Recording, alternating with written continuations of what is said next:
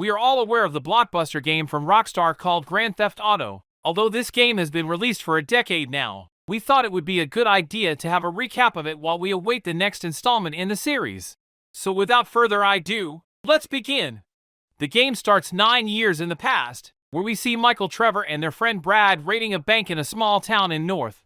The trio manages to successfully rob the bank and make it out, but soon their car crashes and they are forced to proceed on foot. During this, Micheal and Brad get shot by an FBI agent named Davis. Wounded, Micheal asks Trevor to leave them and escape the cops, and Trevor somehow manages to evade the cops and leaving all of the loot behind with Micheal and Brad.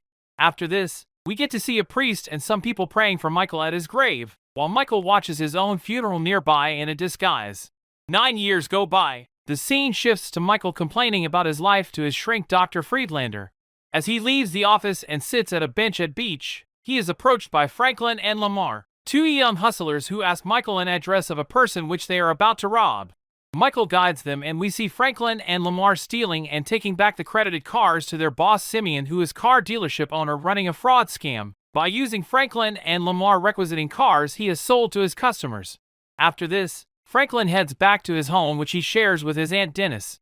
The next day, Franklin visits the dealership and Simeon asks him to retrieve a car that he recently sold to a rich kid, and Franklin breaks into his house to steal the car and bring it back to Simeon.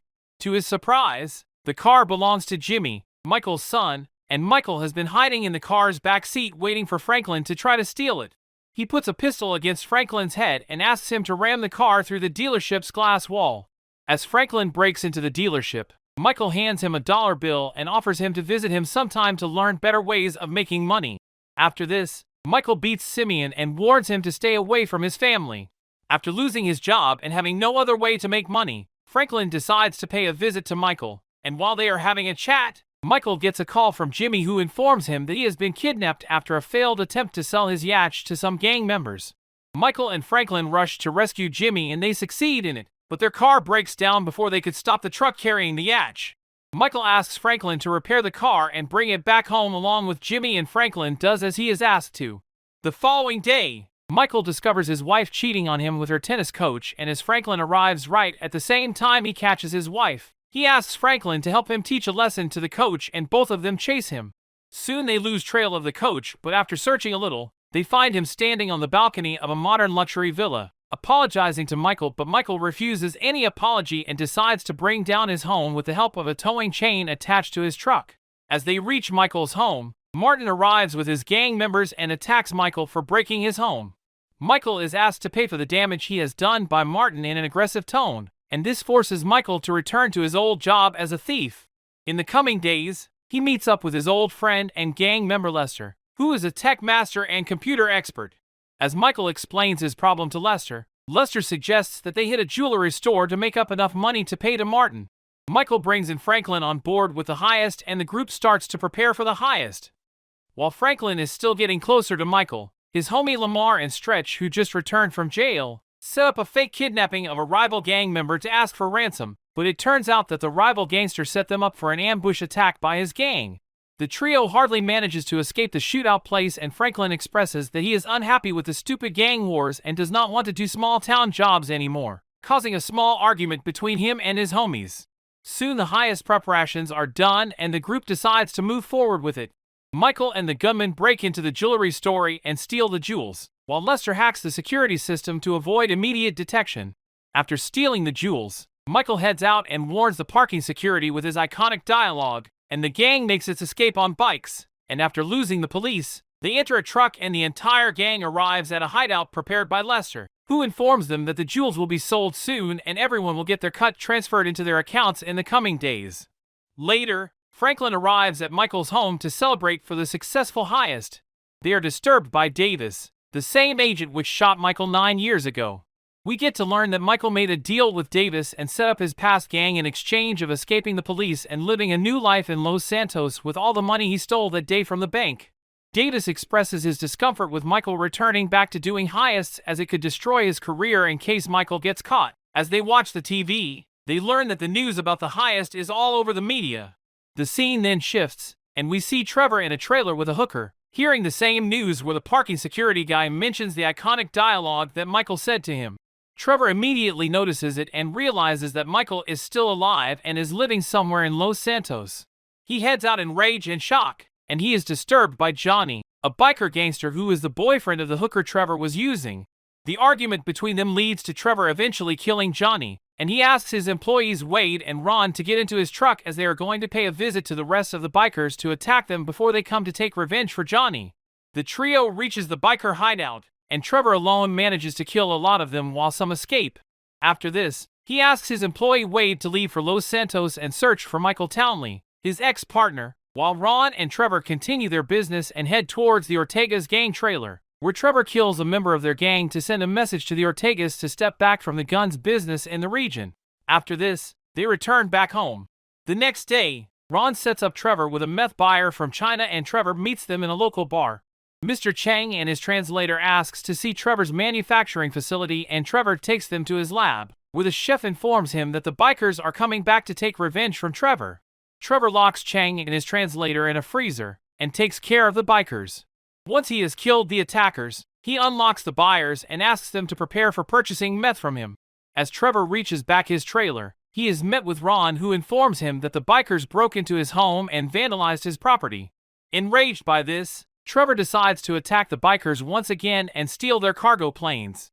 While he is leaving, he meets Wade, who returns with the news that there is no Micheal Townley in Los Santos. However, there is a Michael DeSanta with the same age and family description as Micheal Townley.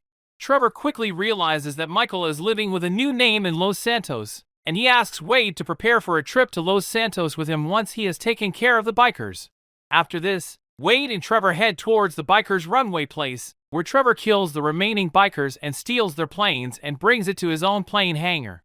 The next day, he meets Chang and his translator and asks him if they are ready to move forward with the meth deal. Unfortunately, Trevor is disappointed by the news that the buyers have decided to do business with another local dealer instead, and Trevor forces them to tell him who.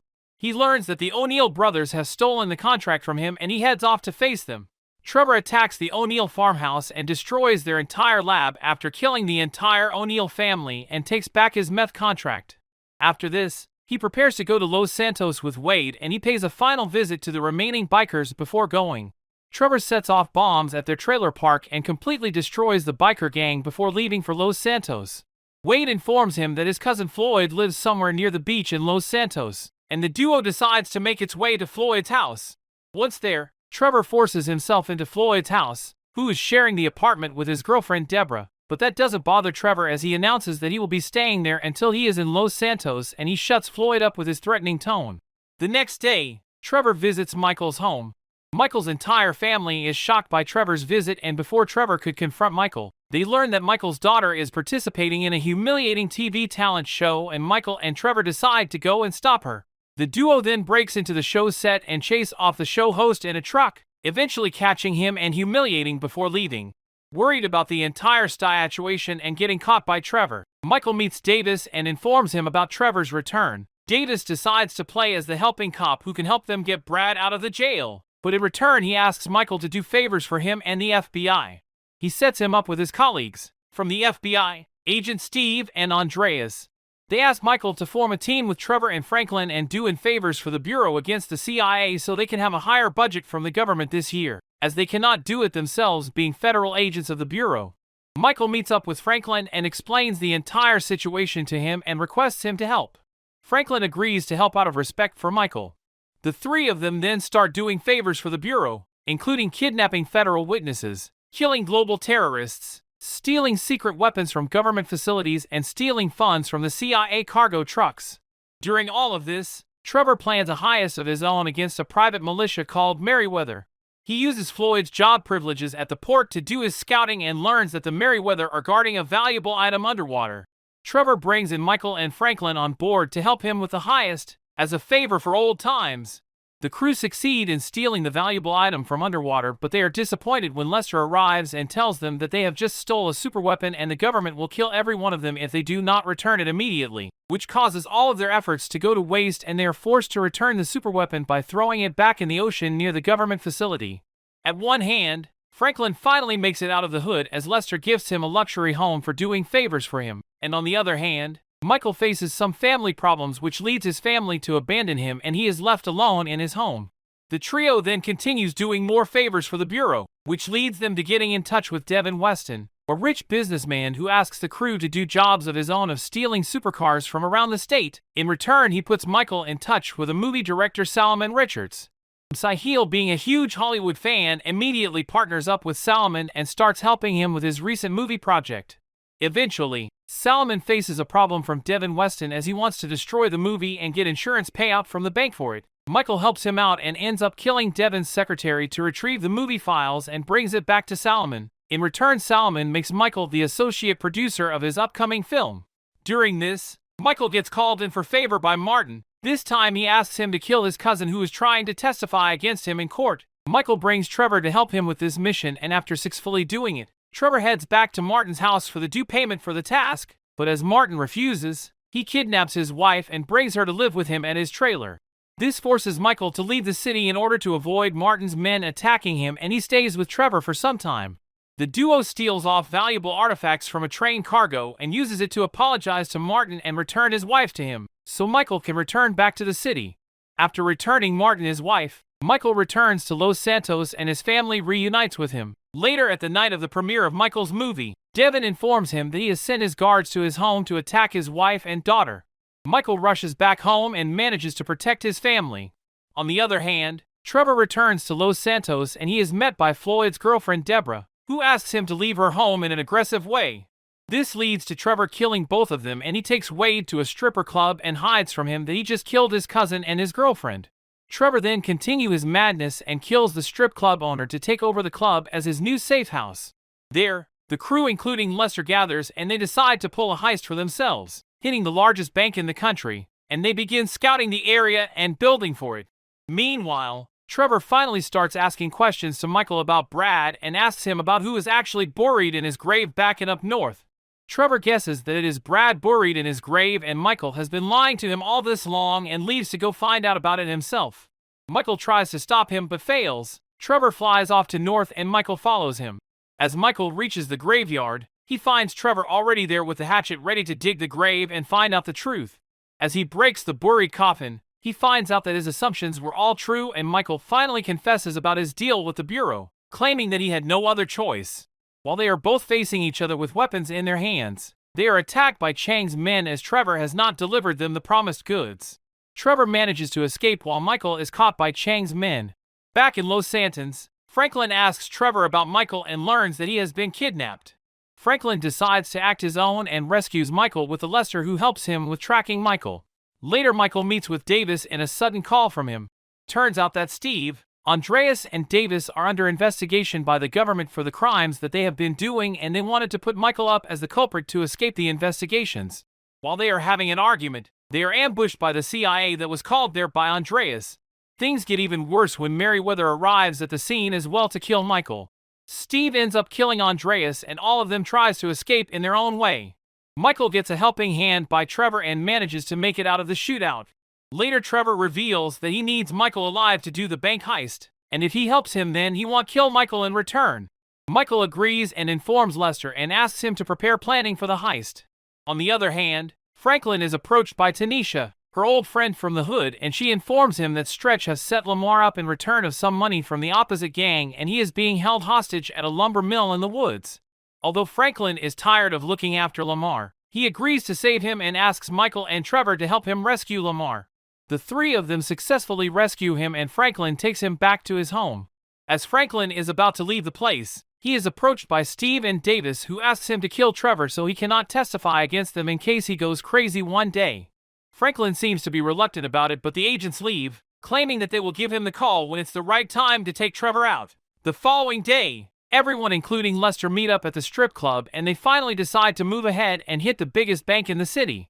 Dressed up as security guards, Franklin, Micheal, and Trevor get inside the bank and load an entire stock of gold into the trucks. They manage to cleanly get the trucks to their hideout where they transfer the gold into faster cars to take it to Lester, but they are disturbed by Merriweather, who tracks the group down to kill them. The crew manages to escape the militia and police and successfully gets the cars to the destination trucks, which are then taken secretly to a hideout so Lester can sell the gold in the black market, making the heist successful. As the trio returns to Michael's home for celebration, Things get heated as Micheal and Trevor get into an argument once more about having trust issues with each other.